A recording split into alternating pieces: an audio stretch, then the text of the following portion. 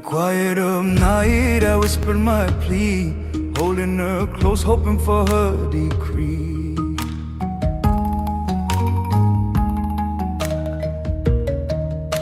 Listen to the earth under your feet. Those words arrive before the instructors do. Low, part blessing, part instruction. You can hear leather rapping, a call cut into rhythm, and a body that remembers how to be a bird, a tiger, a farmer, then return to a kitchen table. Ancient stones, modern stories, warm welcomes. I'm Samnang Bradley. And I'm Sovin Lita. Right away, the line asks us to do something simple. Feel history, not just picture it. Today, we step into Bokator, the combative art that reads like a local atlas. Strikes named for animals, sequences that echo farming work, footwork that remembers river paths. Quick question, small one. Go on. When we say movement as memory, I mean something concrete. Imagine a sala outside Siem Reap at dawn. About 9 apprentices that morning, 2 women among them, sun through a thatch roof, and a master who speaks the name of a move like a place name. That name is a story. Names as maps. Exactly. From an anthropological standpoint, those names are mnemonic anchors. When teachers call talon of the Garuda or rice bale shoulder, they're not being poetic for show. They're giving context, function, and a place to hang a memory. I remember an older master saying, if it leaves the sala and becomes a show only, it loses its name. At first, I thought he was guarding tradition for its own sake. Then I watched apprentices whisper the lineage of each step to one another after a festival rehearsal. So it can travel, but only if people carry the meanings. I want to push on that, because adaptation isn't automatically loss. When women in Phnom Penh began practicing publicly, they reclaimed space and shifted expectations about who can teach. That's cultural continuity with change, and it's important. But change needs guardrails, consent, credit, and elders at the table guiding how the art is taught. Right. And about those guardrails, let me bring you into practice for a moment. Picture a loose circle. Someone calls cadence, moi, pi, bay, and feet scuff the packed earth. Hands get wrapped with buffalo hide strips. A Lu chant slides between instruction and encouragement. Learning is watching, failing, then doing it until the body remembers. And that repetition carries more than technique. It carries ethics. Protect your partner, slow down, enter practice with intention. Those rituals, an offering at the sala's corner, a quiet bow, regulate respect and risk. They teach what's expected long before skill arrives. Tell me, do you remember the story about the sweep that looked like a trick to the student? Oh, yes, I was there for that. The elder moved slow, as if telling a secret. The student laughed afterward, because to her it seemed like a clever move, not a memory. That moment showed how living memory and fresh curiosity sit side by side in revival. There's also real toughness. Hours of footwork, partner resistance, controlled falls.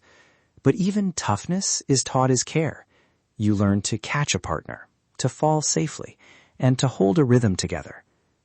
I watched a boy practice a takedown until his hands trembled, then grin when he landed it cleanly.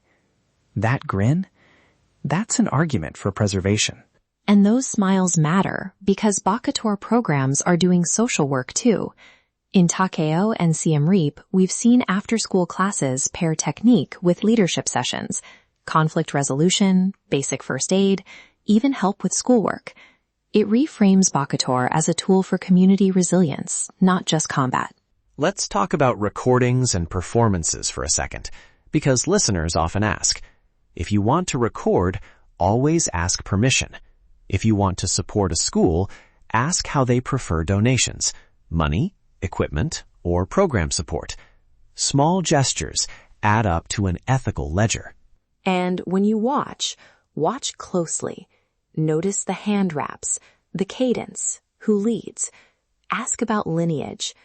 If music accompanies a demonstration, check our show notes later for performer credits. Respect doesn't end when the performance does. It's how you carry what you learned afterward. I want to be candid about commercialization. There's friction here. Some elders worry a staged performance strips context. Others see ethical tourism as lifeblood. What's the line between sharing and selling out? Good question.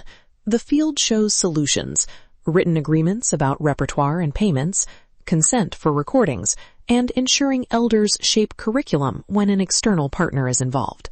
With those guardrails, monetization can fund sustainability without erasing meaning. Quick interruption. 2 tiny tips for travelers before we close. Go! 1. Always ask before recording and follow the teacher's lead. 2. If you want to help, ask what the school prefers. Some want mats, others scholarships. Some want help documenting lineage properly. Small, requested support is better than a surprise donation. And in the show notes, we'll list community-led programs, guidance on ethical recording, and sources on pedagogy and heritage frameworks. Documentation without consent isn't preservation. It's extraction. We stand by that principle. Before we go, one image to hold. A master angling a block. A little girl narrowing her eyes, trying it, then exploding into a grin when the movement clicks. That grin is lineage and invention at once, history in motion. Listen, ask, and support with care. That's the heartbeat of responsible engagement.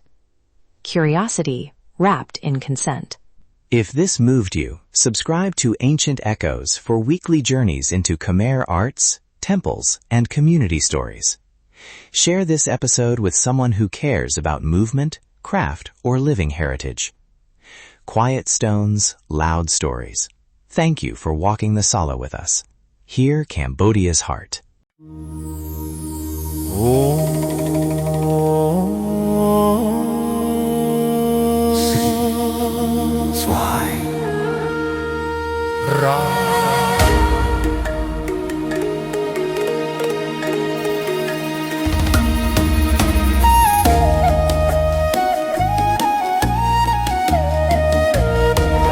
Oh, shining diamond, flawless and rare, you stand so quiet, soft in the air.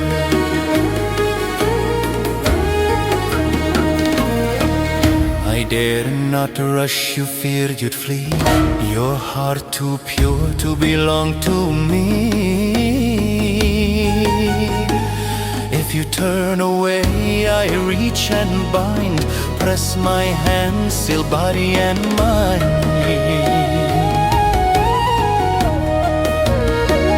Your brows I trace, your breath I steal. This mark I place is dark and real. From this moment break and fall, hear the spell, obey the call.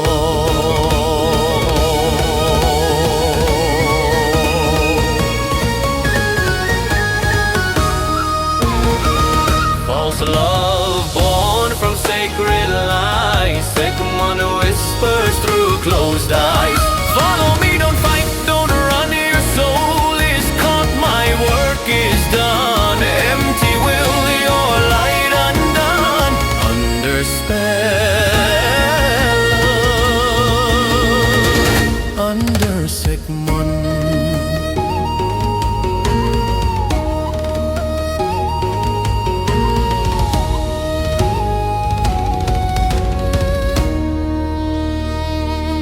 Crystal beauty, diamond bright, caught between shadow, charm and night.